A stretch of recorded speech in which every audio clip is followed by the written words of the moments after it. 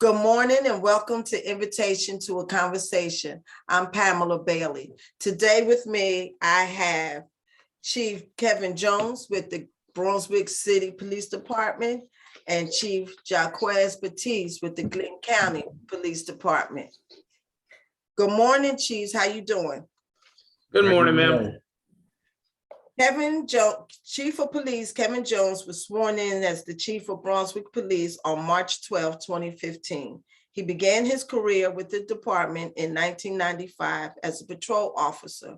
He has extensive experience in various divisions within the department, including criminal investigation, support services, Marine Patrol, and Honor Guard. During tenure with the Brunswick Police Department, Chief Jones has served in various roles, such as detective, SWAT team commander, hostage negotiator, internal affairs officer, Marine Patrol, and Honor Guard. Jones is a Georgia POST certified general instructor and firearms instructor. Thanks to his interest in history, Chief Jones has worked to preserve departmental artifacts and has been instrumental in ensuring that the final resting places of the department's fallen officers are cared for and are remembered by the community. Chief Jones was the recipient of the Act of Heroism Award from the Georgia Chiefs of Police Association in 2002 and has received 2 life-saving awards. Chief Jacques Battiste. Miss Pamela, let me stop you. My first name is pronounced Jacques. Jacques, okay, thank you. Okay. Yes, ma'am. Chief Jacques Battiste retired from the Federal Bureau of Investigation, where he accumulated more than 22 years of experience as Supervisory Special Agent Unit Chief. During his tenure at the FBI, Batiste worked intentionally to conduct investigations on terrorism suspects, responded to critical incidents such as the 1996 Centennial Park bombings in Atlanta, Georgia, and the USS Cole attack, and served as lead agent on several national special events in the Washington, D.C. metropolitan area. Batiste brings wide-ranging experience. He served as a program manager in the FBI Counterterrorism Division, Africa Fusion Cell, and oversaw intelligence analysis, developing strategy to defeat terrorism in North and West Africa. He is as a trained bomb technician, deploying to high-risk locations around the world to dismantle hazardous devices and weapons of mass destruction, and has also served on the rapid deployment and SWAT teams. Previously, he served as the chief of police for his alma mater, Xavier University of Louisiana, and then, how you pronounce that word? Matriculata, to become a deputy constable, training and tactical coordinator for the Orleans Parish Constable Office, First City Court in New Orleans. He graduated from Xavier University with a dual degree in chemistry, political science, and received a Juris Doctorate from his studies at Southern University School of Law. He is affiliated with several social and community service-oriented organizations and fraternities, and has taught as an adjunct professor and police instructor in community policing, engagement, and critical incident response. He has one son, Evan, whom is a rising junior at Howard University in Washington, D.C. Currently, he is serving as the chief of police for the Glynn County Police Department, Glynn County. Good morning, Chiefs. How you doing? And thank you for accepting my invitation to a conversation. Good morning, ma'am. Good morning, Chief. Good morning. Good morning. And I have a list of questions, and so we're going to jump into the conversation. And can you give me like 3 minutes for each question? Most of them are dual because we only have an hour. And let's start with you, Chief Jones. Born and raised, where were you born and raised? All throughout the state of Georgia. My dad worked with Georgia Power, so we bounced around the state a lot. This is actually my 3rd time living in Brunswick and Macon, just different places around the state. But I sort of ended up back here at Brunswick where my dad retired with Georgia Power here in Brunswick. So after living in Macon, going to college, I ended up back down here with them after that. Well, thank you. Welcome to have you. Thank you. Yes, ma'am. Yes, ma'am. I was born in Greenville, South Carolina. Contrary to everybody thinking I'm from New Orleans, I am not. I'm a South Carolina boy. That's where I was born, raised there, spent time in North Carolina, and then matriculated to New Orleans, where I spent a portion of my life, but my principal roots are the Carolinas. Okay. Others from King Street, and they both went to South Carolina State College. So South Carolina is strong in our roots. Okay, thank you. Glad to have you both here in Glynn County. Chief Jones, your career choice, why a police officer? When I was in the 70s, I was a junior deputy actually and did school crossing and always looked up to the police. Then after I moved back here as an adult, I think I was 20 years old, was working at the hospital, a very good paying job, but it was a little bit boring. I was thinking I needed a little more excitement in my life. And there were police officers that always came in the hospital here in Brunswick at night. I worked night shift to the cafeteria to eat because the cafeteria was open. And we just talked with them back and forth, and they were always telling such exciting stories. I was like, yeah, I need some of that in my life. So I wanted something a little more interesting than working at the hospital. So that's what got me into policing and at Brunswick Police. Yeah, policing can be very exciting. Yes, ma'am. Thank you. Chief Batiste? Family has always been in the service-oriented arena, whether medical, legal, or in the social. I encountered police all throughout my life growing up, cousins who were state troopers in South Carolina, cousins in Louisiana, down in Georgia. Decided after high school I wanted to look at law enforcement, but I thought I would do better with law school. So went ahead and became an attorney. Spent some time with the New Orleans police after coming out of the law school curriculum, and wasn't satisfied with law school or being an attorney. I wanted a little more, as Chief Jones referred to, a little more excitement in my life. So decided to look at going into law enforcement full time. And I figured if I'm going to do it, why stop at just being a municipal?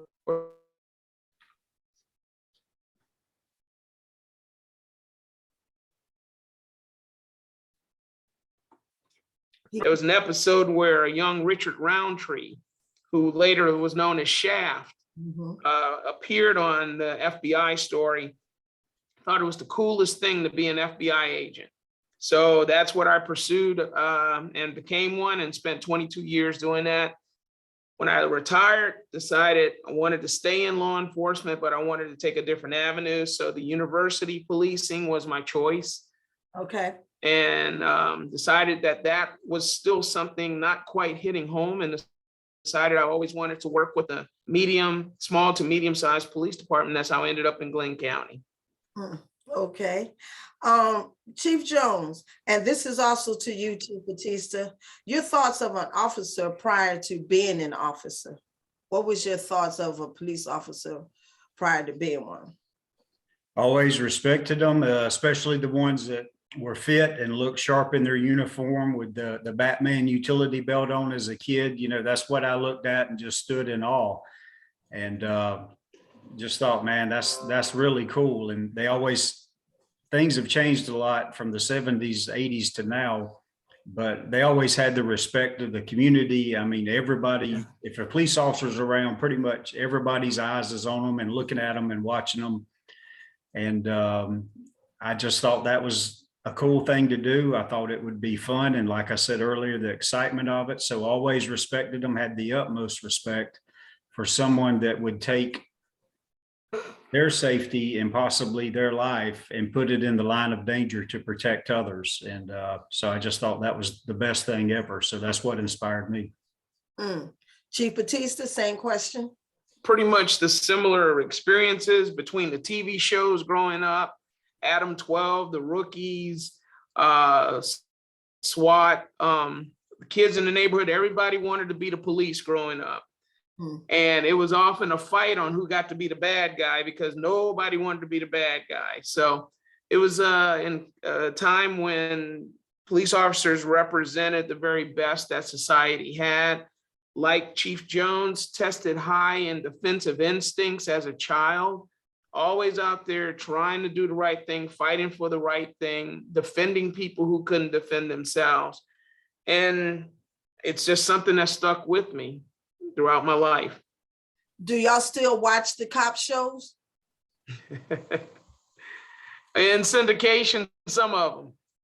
Chief Jones? Some, not as much, because the downside to that is you sit there like CSI or something, you sit there and look at it and they solve crimes in, 45 minutes or 59 minutes. Bad guy, always catch the bad guy, put him in jail and have overwhelming evidence. So I'm like, oh no. So I don't watch them as much as I used to. Okay, this question is for either one of you all, but if there is something different than what the one chief said, then the other chief can take that time, and y'all doing good with the time, so let's think of that 3 minutes. So the duties as a police chief, does it vary from city to county? Either one of you can answer. Chief, you can have it or I can take it. You make the choice. The duties of a police chief, unfortunately, a lot of it is politics and going to meetings and answering the phone and, believe it or not, apologizing for things you have not done. So it's totally different than being a police officer. And I do miss being a police officer. Now they just let me chase papers instead of bad guys. Yeah. Same for you. And then to answer and to add to Chief, I believe your question was, is there a difference between being a city police officer and a county police officer or a police chief? Glynn County is 423 square miles. We have to patrol. So we have a greater patrol area that we have to cover with about 125 officers, which we're short on right now. But the city is inside of the county of Glynn. Chief Jones and I have an excellent working relationship, as do both governments, that we assist each other above and beyond. We have a bigger patrol sector, but he has a more concentrated patrol sector with his people, where you've got more people living within the confines of Brunswick, the city of Brunswick, than you do in the county. So I highly respect the work that he and his department does every day, and the fact that they have to have a much better relationship often in varying streets to streets, neighborhoods to neighborhoods, whereas we're kind of more spaced out. So you make one subdivision on one street and then you have to go over 2 miles and you're on a dirt road going out to a mobile home park. So it's a whole different set of circumstances, but we both, at the end of the day, want to just serve the public and keep everyone safe. Okay, and question is to both of you all. Does training different from the city or precinct throughout the states? Does training of a police officer different from the city, or does it differ based on what precinct you're at? Chief? Training is pretty much standardized for all police officers throughout the state. So there are yearly requirements that the Police Officer Standard and Training Council requires. And so all police officers anywhere in the state have to have that training, and it's pretty much the same. The only thing that may vary is if you sort of focus that down a little bit, it may be a little bit different between the city and county, not really precincts, but something in one area, say like the chief said a minute ago, the city is a lot more concentrated and we have a lot of homeless in the city. A lot of the homeless suffer from mental issues. So we try to, particularly in the last 3 or 4 years, focus on critical incident training and CISM, which is basically crisis response and dealing with people with mental issues. So that has been my big focus in the last few years, to use your mouth and your brain to deal with someone that's in crisis instead of pepper spray or having to fight with them or put hands on. Take the extra few minutes to think and talk and listen instead of using force. And we've been able to bring our use of force and citizens' complaints down substantially in the last few years. Okay, I have a lot more questions to go, so let's cut down a minute and go to 2 minutes. When the police officers are in training, what is your top training priority? Which part of the training is the top priority in the training than the other parts of training? For both departments, I can honestly believe I'm right in saying that it's officer safety and wellness is the primary, and service to the general public as far as their safety and well-being. Life preservation and prevention of destruction of property is secondary. Chief? Very good answer, sir. Okay, what training don't you have that you think you need? And this is to both of you all. What training have you seen other police precincts do that we don't have that you think we need? We are, like I mentioned a second ago, the crisis intervention training, that's something that we are now have almost all of our officers trained in. And that is, to me, one of the biggest is dealing with folks in crisis and the mentally ill and taking the time to talk to them. So my goal is to get every officer trained in that. So they use their words and thoughts and mind instead of having to use force. That's my goal. So when you get a call and you don't know whether that person is having a mental situation at that time, do you know how the fire truck comes now with police officers? Will y'all have some mental coordinator coming along with the policeman now, just in case that person is having a mental meltdown? Not the way it's set up right now, ma'am. The officer usually gets there and evaluates, and we don't have anybody immediately available on the street. Some of the larger agency cities do, are incorporating that now, but that has not reached down to little old Brunswick yet. Okay. Was working for the FBI your goal when you start into the policing field, Chief Batiste? Was that your goal? It was the FBI was at the time and still is recognized as the top tier of law enforcement on a global perspective. I have always been taught if you're going to aim high, aim for the best. So going for the FBI was the pinnacle in my career, and that's why I chose that. I had the opportunity to go to the Secret Service, to the Marshal Service, and to ATF, and all of those responses came about a week after I had made a commitment to the FBI already. And like everything else, when I make a commitment to something, I stand by it short of death. Okay. And Chief Jones, what does POST stand for? It's the Police Officer Standard and Training Council. It's what governs every police officer in the state. So to get certification as a police officer in the state, we have to meet their requirements, attend the training every year, and basically meet their standards to receive and keep our certification. Okay. Chief Batiste, in your bio, you said you took up chemistry. Was working with bombs your intention of why you took up chemistry? No, ma'am. I took up chemistry because my dad taught chemistry as an instructor in high school. And one of the things I started out as was a pre-med chemistry major. I figured if I was going to go to the medical school, it would be a good foundation to either have a biology background or a chemistry background. So I actually graduated with a dual degree in chemistry because I wanted to have a complete working knowledge. He being a pharmacist impacted a lot on me because you have to know the chemical equations in order to know what drugs and medicines work best to help people and hurt people. So that was why I did that.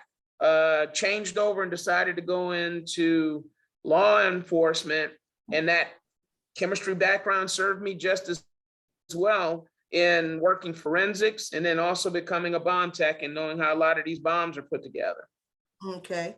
Chief Jones, has hostage negotiating evolved over the years?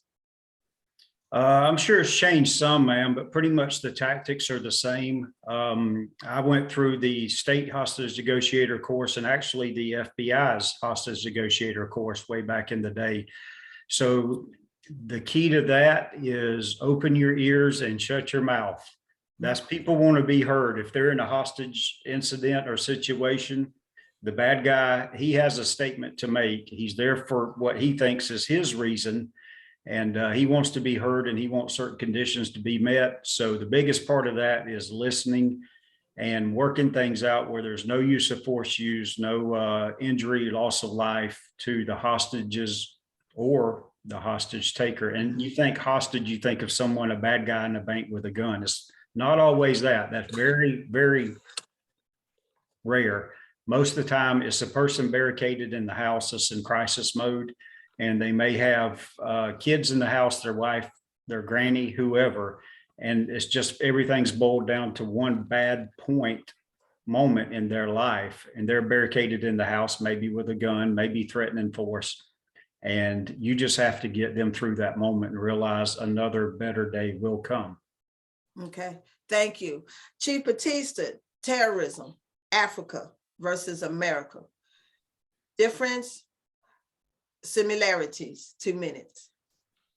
Terrorism in Africa, a world of difference, because you have organizations that are formed there where you have no idea who the role players are. In a lot of instances, they're already receiving assistance from whatever government they may be functioning in on the side, because there are those, like Nietzsche said, who thrive on chaos. And in chaos, there's order, as long as you're the person causing the chaos. So here, as far as global terrorism, that's what you have. But here in domestic terrorism, you have that individual that's functioning as a lone wolf, who might want to destroy a federal building, or might want to take down a movie theater and kill multiple people, all because he or she has their own ideological thought process. Global terrorism functions more on a religious or an economic design. Local terrorism seemingly is geared towards hate and or a personal agenda driven thought process. Okay. Either one or both of you, your thoughts on policing in America. Go ahead, Chief. I've opined on several occasions that as law enforcement officers, especially in today's culture with everything that has happened, we have to be doing it better than we have been in the last 50 to 100 years. We have to be smarter. We have to be more concentrated and respectful to the public. We have to practice something called civility, not servility, civility. We have to be willing to go just slightly above, give a little bit more respect, but in the same breath, recognize we still maintain the control in most situations. We just have to be more knowledgeable of the socioeconomics going on around us and not allow ourselves to fall victim to the social media that has become the weapon, screaming for defunding and or police organizations should be disbanded. Unfortunately, it's still a very honorable profession, but what has happened is because of the standards of a few, it has really torn apart America's trust in law enforcement. And that goes back to training. And that's where we as police officers, Chief Jones and his department, mine in Glynn County, we have to enhance and we have to upscale our training to meet those changing cultural designs. I tell the officers and share with the officers all the time, the strongest weapon you have is not that gun on your hip, but like Chief Jones says, it's this mind and this mouth that will either get you greater into trouble or get you quickly out of trouble, depending on how well or how poorly you use it. Would you like to add to that, Chief Jones? The only thing I'd add, ma'am, is like Chief Batiste said, is the culture across America, the views of police have changed. But what makes the difference is in our communities, when I'm out walking the streets of Brunswick or riding the bike and talking with folks, kids, old people, it doesn't matter. If you treat someone with respect, 95% of the time, they will treat you with respect. If you show up and listen, first of all, people want to be heard. If they're called the police, obviously something's gone wrong, but you show up on the scene, you talk with them, you listen, you treat them with respect. Last night, I was out with a guy that was a gang member. He had the tattoos, he had the bandana, everything. But you know what? You look at me, he and I, look totally opposite. We're on totally different sides of the spectrum. But I talk to him like a man and treat him with respect. He did the same for me. So that's what makes the difference in policing. One of the things, Ms. Bailey, I've had to do, adding to what Chief Jones has said, is we're training officers now not to any longer be a thermometer, to just be able to register when a situation is hot or cold. We're training them now to be thermostats, to understand they have the power to control that situation, to turn a situation cold to hot or hot to cold, depending on how well or how smart they choose to be and how observant and respectful they choose to be in that situation. Okay. This is for both of you all. What was the climate for the police officers during the Ahmaud Arbery case? Like when they first heard about it, how did the officers respond, their initial response? How did you get through it, and how was it during that time? Go ahead, sir. Well, I can say that I was not a member of the department as a chief or as an officer, so I can only imagine what was going on. What makes the Ahmaud Arbery trial or the situation or the crisis, or more importantly, the atrocity, recognizable is it was nothing due to police action that caused that to happen. It was personal actions by independent persons, citizens, that was the result of that. You look at all of the other instances that have major proliferation of culture, they have been either through interaction with police or in contact with law enforcement. The officers were not so much worried about public dealing with them as a police department. It was the protest aspect that really had everyone worried as to the amounting numbers of people who could possibly cause damage, harm to the city of Brunswick, to the county as a whole, independent officer safety issues. Would this be a time where the war comes to the door for Glynn County? And that's when we had to rely on citizens to step forward to actually help us to defend this county and this culture in this city from outsiders who wanted to be agitators and cause problems. We were not going to allow a January 6th at the US Capitol to occur here in Glynn County. And the officers were prepared to stand toe to toe with the citizens to defend this county and to defend this city if necessary. Chief Jones? Very well said, sir. The bad thing is when it came out initially, and after the story was broken and it got into the media nationwide, it was reported as the shooting Brunswick, Georgia. So immediately we started receiving hundreds and hundreds of phone calls, emails, threats, to the point of where we actually had to shut down our phones at the Brunswick police station because so many threats and phone calls were coming through at one time. And initially we got that message out that it was, hey, wait a minute, it was not Brunswick Police Department. I received personal threats. We received bomb threats at our police station, threats against our officers on the streets. But when the trial actually happened, when it came later on to that point, like the chief said, there was a lot of folks coming in that wanted to be agitators. We took a very stand back approach on that. We let people protest, we let them march, we let them have their voices heard, but we were not going to allow violence or destruction or riots in the city or the county. And Chief Batiste and I and the sheriff's office, we all worked very well together and tried to be proactive instead of reactive. So we did a lot of planning. We worked things out in advance, contingency plans, and the citizens in Glynn County made the biggest difference in not allowing that violence or protest or destruction of property to happen. They stood up and said, no, that's not happening here in our city, in our county. That's what made the difference. They did it. They did an excellent job for the time that they were here.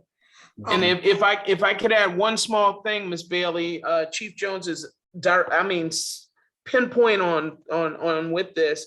We also activated for the first time an incident command system that he and I and other individuals from our departments, along with the county, the state, and other agencies, played a vital role in setting up a pre-command structure to keep things from going sideways.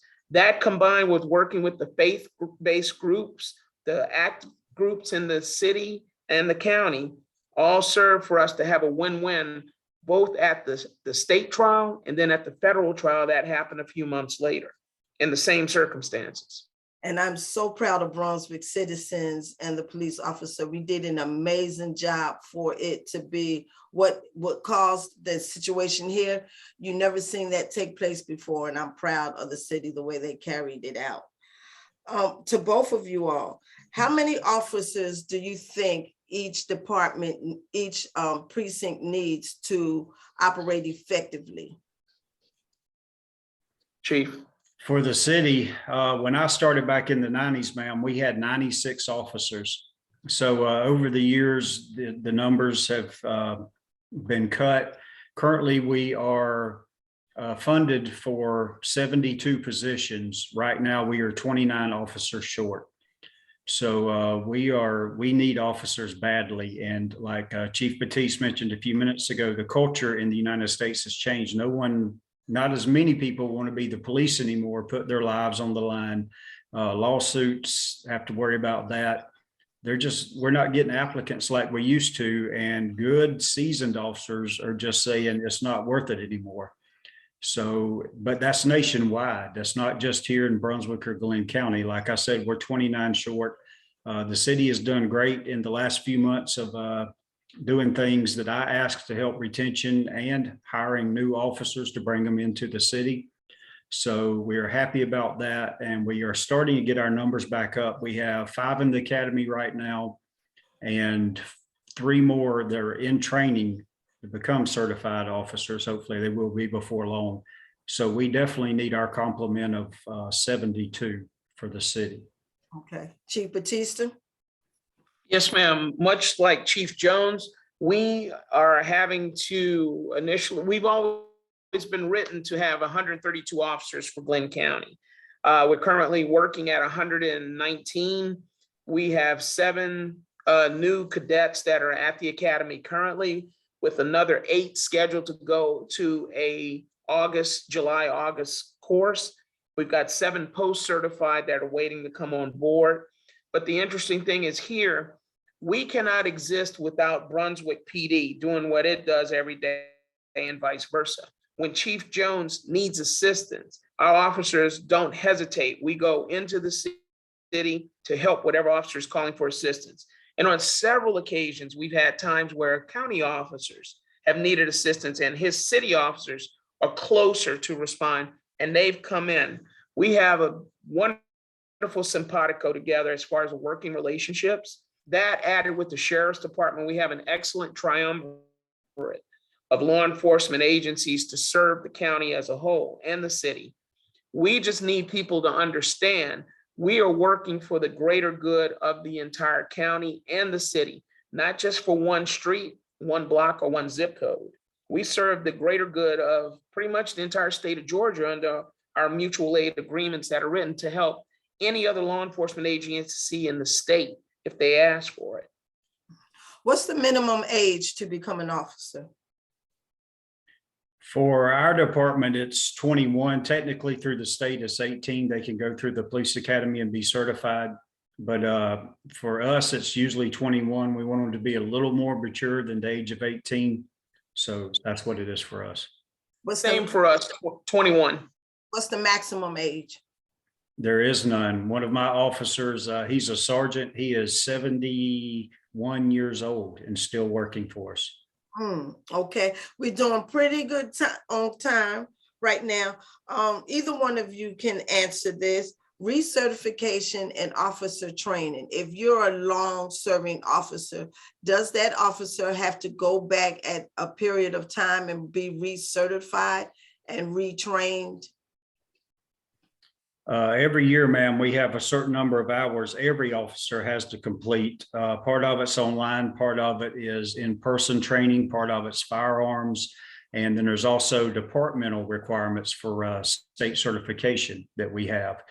So yes, ma'am, every officer to keep their certification has to have that number of hours every year. And on top of that, Chief Batiste and I also have to have additional training for executive hours every year. So it is a lot of training and getting more and more training requirements within the last few years. Okay. Retention for officers, either one of you all. As far as retention, what we're having to do is look at new and effective ways to get officers to become invested, not just in the police department, but in the communities that they're serving. So we're looking at new and innovative training courses, getting them to understand this doesn't work unless they're prepared to give more than 2 years. The average cadet, when they come out of the academy, is required to have a 2-year contract with the department that they must stay with that department at least 2 years before they go to another law enforcement agency. If they leave prior to that, then the agency they're trying to go to has to pay or reimburse that department that trained that officer originally. What we're doing now is upgrading pay salaries, both the city as well as the county, to stabilize and balance against other agencies outside of the area that may be pulling them away to other departments. We're also giving them better equipment, better cars, better training, having them become stakeholders in the everyday decisions. One of the things I've started doing is to get officers to understand that as a chief of police, like Chief Jones and I are, it's not an easy job that we lead the department. Each officer plays a vital role in keeping that department moving forward. I started doing what was called Command Chair Fridays, where every Friday I go out and get a random officer to come in, and they are the chief, acting chief for the entire day. They go to all of the meetings. They go to all of the requirements. All of the emails that must be answered, phone calls, citizens' complaints. They offer up what they think is the best perspective. Of course, I'm right there with them. But what it does is it offers them a greater perspective and transparency into what the effects of what their work is really having that they do in that department. In turn, when we reach a certain time in the day, I go out and get in the car and ride the rest of the shift with them. So I'll do 4 or 6 hours out on the street. That way they can't see the chief doesn't understand what we're doing as street officers. And now they understand what we're doing as command to lead this department to keep this county and this city safe. Okay. We have a few more questions to go. Fingerprints from crime scenes. There were 2 incidents that happened, one in the city and one in the county, where fingerprints were not taken. Is this something that is not being done, or what's going on with fingerprints at crime scenes? For the county, it's a standard based upon the type of crime that was committed. It's always a standard to look for any telltales or what we call DNA evidence. That would mean searching for fingerprints if it's a stolen car, if it is a dead person who can't be identified, if it's a breaking and entering or a theft. Fingerprints are always key. They may not always be needed, but we still do it as a standard. And there will be times where you won't have fingerprints that help you solve a crime. It'll be other things that